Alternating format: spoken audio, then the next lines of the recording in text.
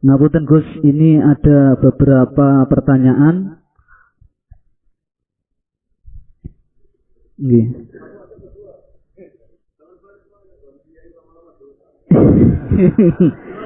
Ini saya hanya membacakan mawon Gus. Ada beberapa pertanyaan yang masuk. Korbannya saya. Dua sudah kebanyakan. Ya.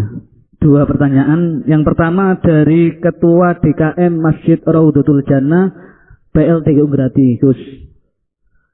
Yang pertama yaitu Allah Subhanahu wa taala berfirman di dalam surat Kahfi ayat 110, "Qul innama ana basyarum mislukum yuha ilayya annama ilahukum ilahu wahid, faman kana yarju liqa'a rabbi falyamal amalan shalihan wa la yusyrik bi ibadati rabbih ahada." Yang artinya, katakanlah Muhammad, sesungguhnya aku ini hanya seorang manusia seperti kamu yang telah menerima wahyu bahwa sesungguhnya Tuhan kamu adalah Tuhan yang Maha Esa.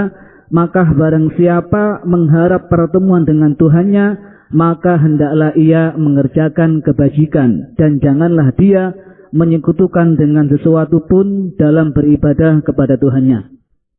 Di sini barang siapa ingin bertemu dengan Tuhannya, maka hendaklah melakukan kebajikan dan jangan menyekutukan dengan sesuatu apapun dalam beribadah. Yang dimaksud di sini bertemu dengan Tuhan itu seperti apa? Maksudnya orang mati loh.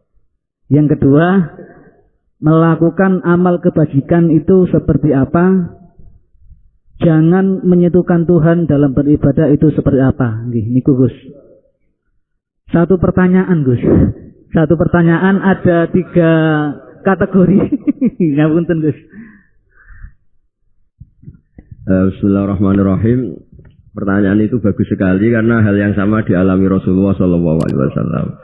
Jadi ketika Nabi ngendikan man ahabba liqa Allah ahabba Allahu liqa'ah. Wa man kariha liqa Allah kariha Allahu liqa'ah. Jadi terus sahabat tanya, bagaimana itu ya Rasulullah? Wa kulluna yakrahul mauta, katanya. Siapa yang senang ketemu Allah, wa senang ketemu dia. Siapa yang enggak senang ketemu Allah, wa juga enggak suka ketemu dia. Ya sahabat ya manusia ya, zaman itu ya iskal ya.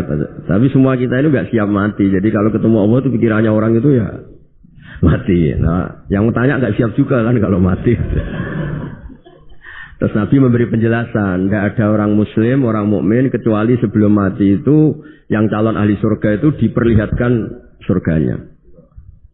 Jadi mamin ahadin ilka waqad alima maq'adahu minal jannah awinna. Ketika melihat surga yang sudah gemaripa, sudah luar biasa. Mungkin kalau para cowok yang bayangkan bidadari banyak, cantik-cantik, gak minta belanja. Ning donya wis elek jaluk aneh-aneh kan ruwet. Nah itu terus langsung seneng pengen ning swarga.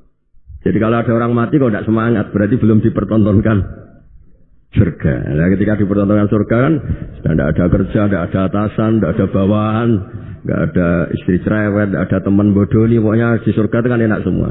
Nah terus seneng. Nah kira-kira liqa Allah ya seperti itu. Ketemu Allah itu artinya ketemu ridhonya, ketemu kebaikannya. Itu resep pertama, tentu tidak boleh syirik. Syirik itu menganggap ada kekuatan lain setara dengan kekuatan Allah. Jadi kalau orang tawasul sama Nabi, sama wali, sama habaib itu tidak syirik, itu kan tetap Allah itu punya kekuasaan mutlak. Kita ini butuh orang dekat, bukan mensetarakan orang dekat ini sama Allah Subhanahu wa ta'ala. Jelas tidak ada orang Islam yang punya perasaan ada kekuatan lain setara dengan kekuatannya Allah Subhanahu wa ta'ala. Makanya Nabi sudah menjamin, saya tidak pernah takut kalian melakukan syirik, karena siapapun yang punya iman pasti tidak akan mensetarakan yang lainnya sama dengan Allah Subhanahu wa ta'ala. Jadi makanya keyakinan ahli sunnah, keyakinan guru-guru kita, wasilah itu tidak termasuk syirik, karena ya di hatinya sama sekali gak ada hukum penyetaraan. Maknanya syirik, tasyrik itu kan menyetarakan. Jadi itu penting dicatat ya, supaya kita clear, tidak ada perasaan seperti itu. Nah caranya ada syirik gimana? Ya tadi, dielmoni lah. Dielmoni, misalnya kamu senang seseorang di kuburan ya sendiri, ketemu hisab ya sendiri, apa-apa sendiri. Misalnya kita dicintai banyak orang, ketika di kuburan ya dibiarkan sendiri. Misalnya munamuni seneng Gus Pak, misalnya aku mati baru ditinggal. Nah, ya kan sama aja, baru dipendem itu. Makanya guyonannya sahabat itu guyon tapi masuk akal itu. Ketika Rasulullah wafat itu semua sahabat dilupakan kali itu Rasulullah sehingga berani mengubur. Lupa semua. Setelah datang, pulang semua ketemu Sayyidah Fatimah. Ya Anas, kamu tadi ikut Soro Boso Jawa mengubur Nabi. Wah, terus diingatkan sama Fatimah, kamu teganya, kamu semua mengklaim mencintai Nabi, kenapa taksu alaihi turab? Kenapa kamu menguburkan dengan tanah? Itu semua sahabat nangis semua. Cek teganya kita mencintai, kemudian kita yang mengubur. Tapi sama Allah sama itu dilupakan semua. Kalau nggak dilupakan, nggak ada yang berani ngubur. Ya jadi saya ulang lagi ya, jadi mencintai Allah itu gampang kok, karena Allah baik, reputasinya baik. Makanya masyhur kan Nabi Dawud didhawuhi Allah, Habibni ila ibadi. Itu dicerita di kitab di kitab Syauqin. Saya cintakan ke hamba-hambaku. Wa kaifa uhabbibuka ila ibadik. Bagaimana saya menceritakan kau pada hamba-hambaku? Dawuh Allah di hadis qudsi itu, kenalkan uskurni bil hasanil jamil. Ya, kamu cerita saya tentang yang baik-baik saya. Dikasih bumi. Misalnya saya sendiri kalau bayangkan itu gampang. Kalau saya dikasih rumah Habib Ahmad setahun gratis, saya akan muji beliau orang baik. Padahal hanya setahun dikasih gratis. Kita dikasih bumi Allah itu sampai kita mati, oksigen sampai kita mati, tanpa bayar. Padahal kalau kita di rumah sakit, oksigen 3 hari aja sudah nguras. Ya contoh yang gampang-gampang saja. Gara-gara tidak syukur kan tomak kamu. Bayangkan nikmat itu ya punya Alphard, istri 4, neriman semua, rukun semua. Terus yang 3 digota ganti ya gelem semua. Lah gara-gara kaya itu ya. Ya masalah. Padahal kalau kita dikasih rumah orang, Alphard orang gratis itu senengnya.